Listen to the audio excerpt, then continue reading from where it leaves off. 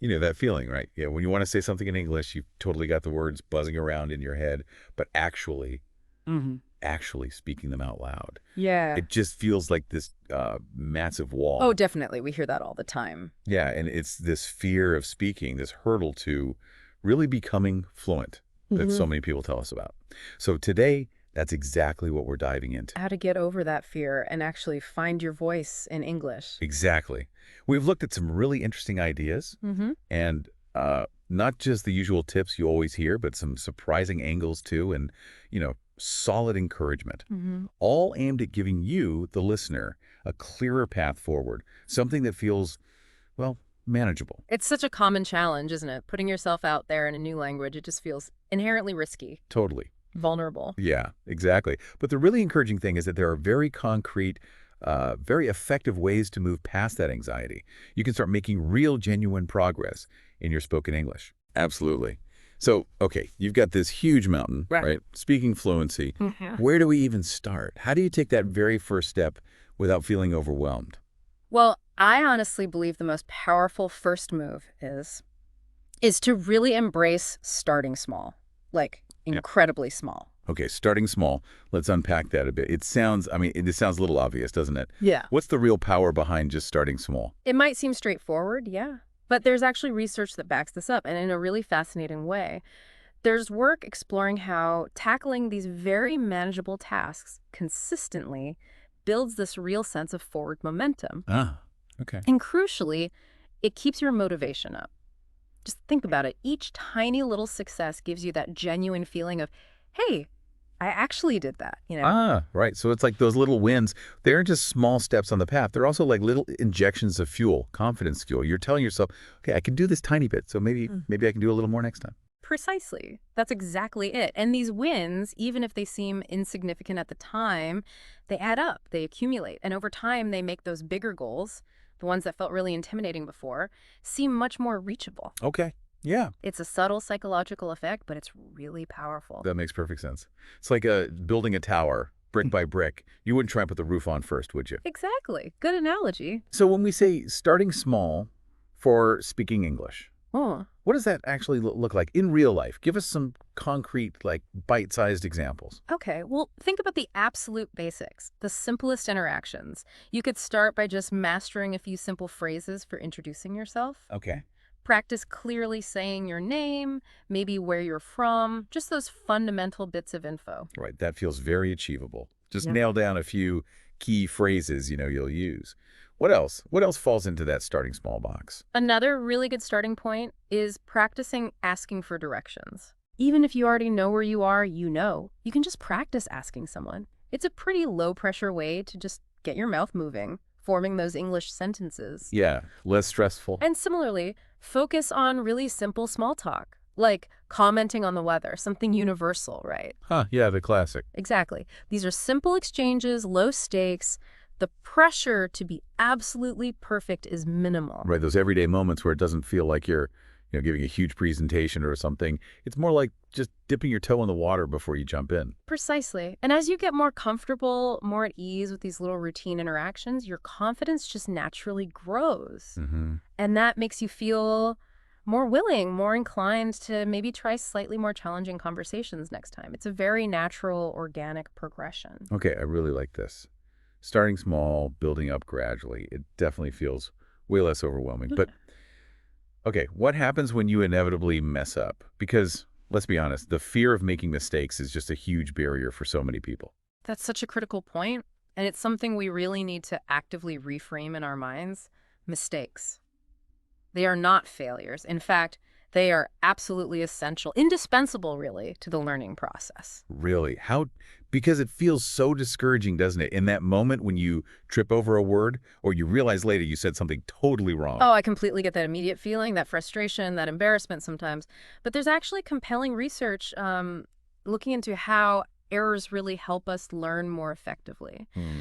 When you make a mistake, your brain basically has to recognize, okay, something's off here. There's a mismatch between what you intended and what came out. Right. And the very act of noticing that error and then needing to figure out how to correct it, that is what helps your brain lock things in better over time, as some researchers put it. Wow. So the struggle, that moment of, oops, that wasn't right, is actually helping my brain Mm-hmm. cement the correct way.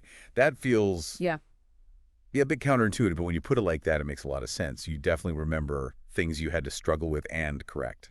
Precisely. It's like your brain flags that specific error and says, okay, pay extra attention here. Remember this pattern, this word. Hmm. And look, here's a really inspiring example that just perfectly illustrates this. There was this non-native English speaker who wrote, get this, the longest work of English fan fiction ever created. No way. Are you serious? The longest. So How long are we talking? absolutely serious. The longest, I mean, imagine the sheer volume of words, the complex sentences, the plot lines. Oh, my God. This person undoubtedly made just countless mistakes along the way, Yeah. especially when they were starting out on such a massive project. Wow. I can only picture it. The typos, the grammar slip-ups, Mhm. awkward phrases, probably thousands. Exactly. But instead of letting those errors just shut them down, make them give up, they kept going. They persevered. Yeah. Those mistakes were simply, stepping stones on the path to this incredible achievement. It's just such a powerful reminder that errors aren't dead ends. They're not roadblocks. They're actually fundamental building blocks in language learning. That is actually incredibly inspiring. It totally Yeah. reframes how you look at those moments when you get something wrong. Mm. Okay, so we've got starting small. We've got embracing mistakes as part of the process. What's the next essential piece of this English fluency puzzle? The next crucial element, and this might seem a bit surprising given we're focusing so much on speaking, is the active, deliberate practice of listening. Listening. Huh. I thought this was all about getting better at speaking.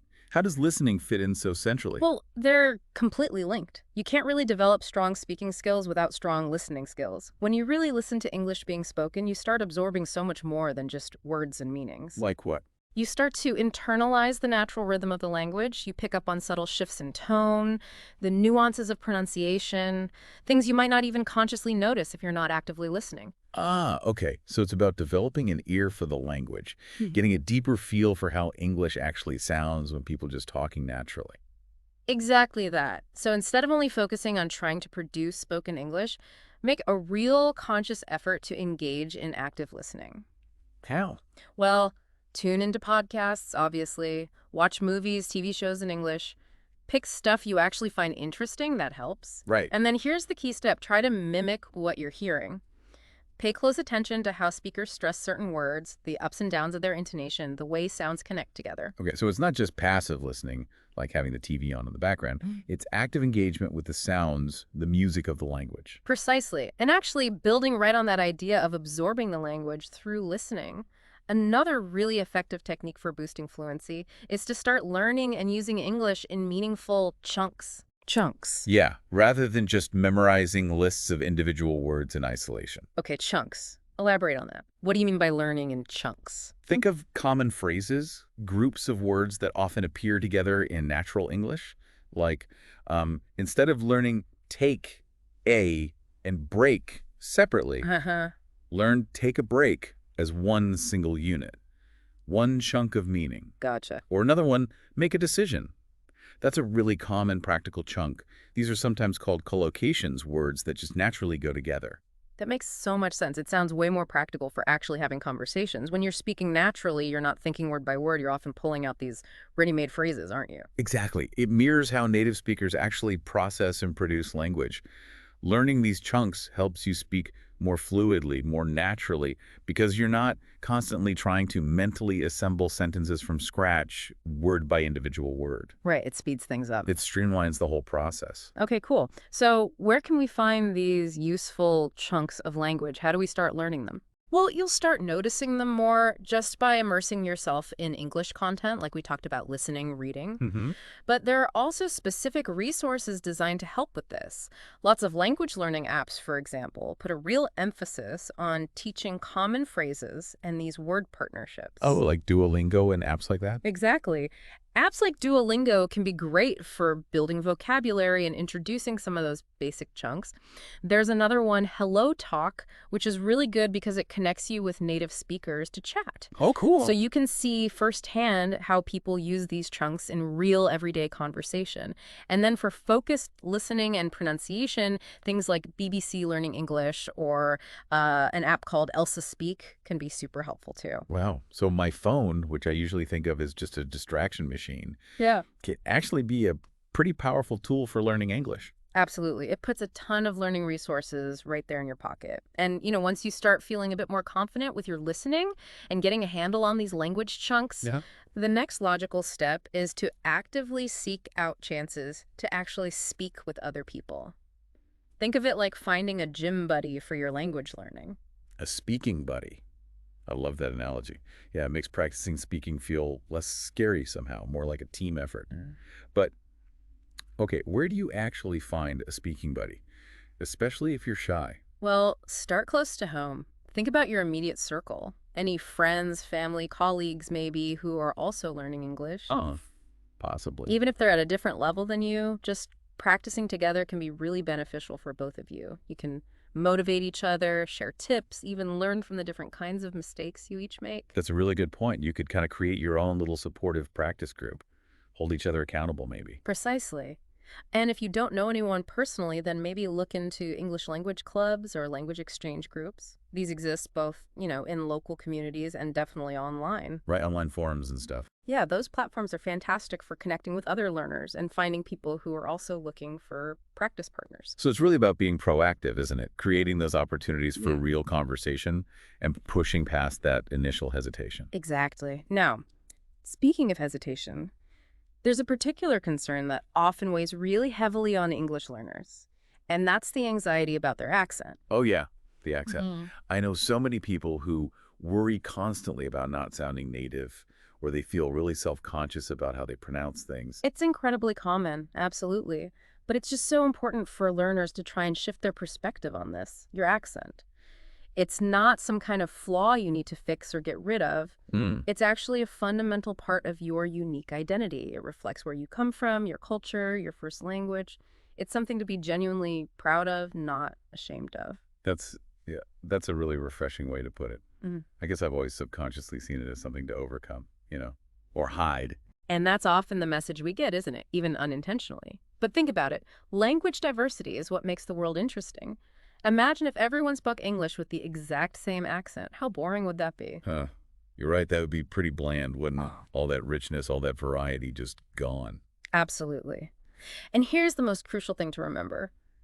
The vast majority of people you talk to in English, they're going to be way more focused on what you're saying, on understanding your message, Mm. than on scrutinizing every little nuance of your accent. As long as your meaning is clear, as long as they can understand you, that is honestly what matters most.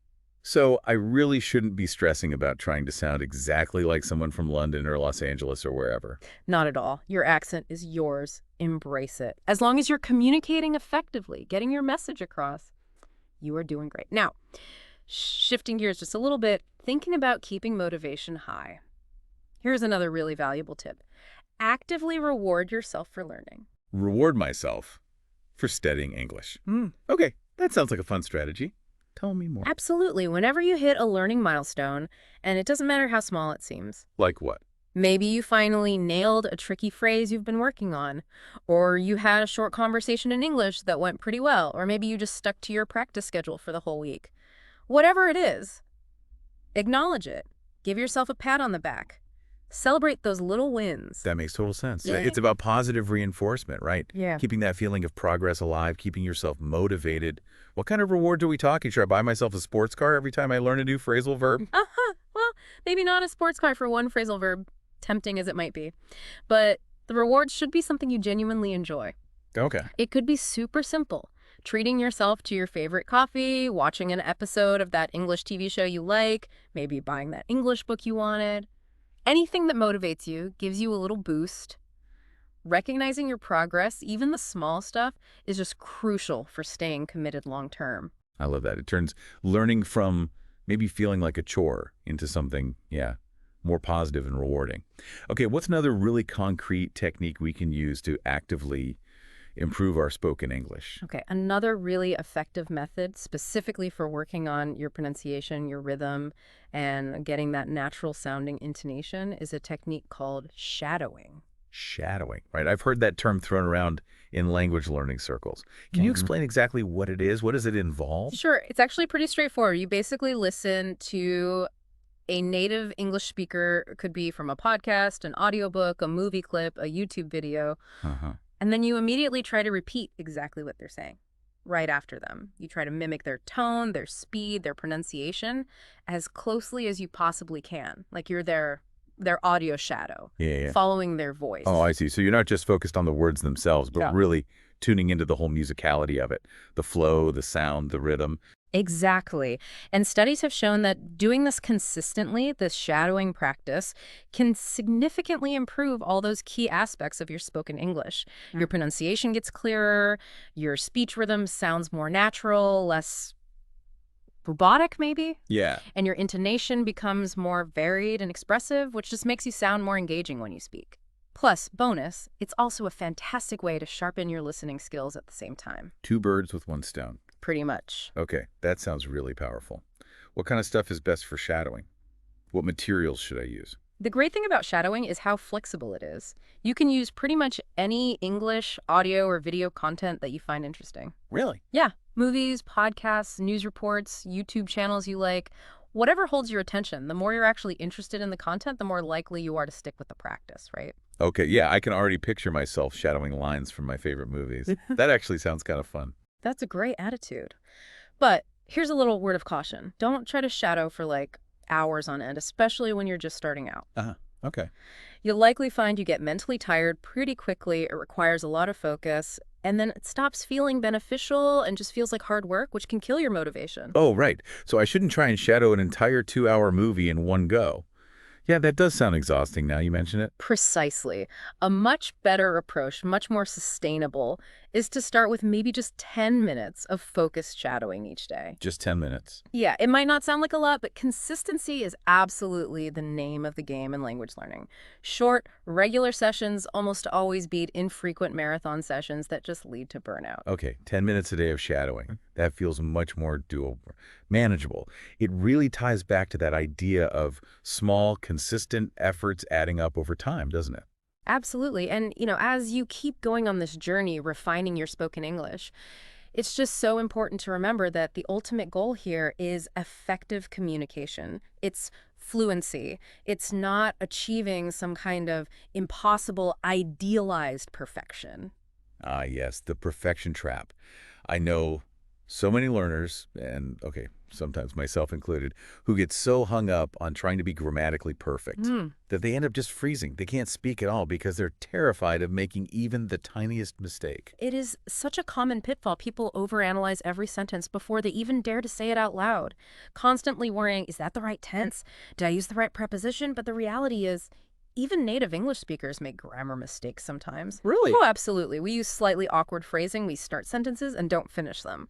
It happens all the time in normal, everyday speech. That's actually really reassuring to hear. Seriously, that takes a bit of the pressure off.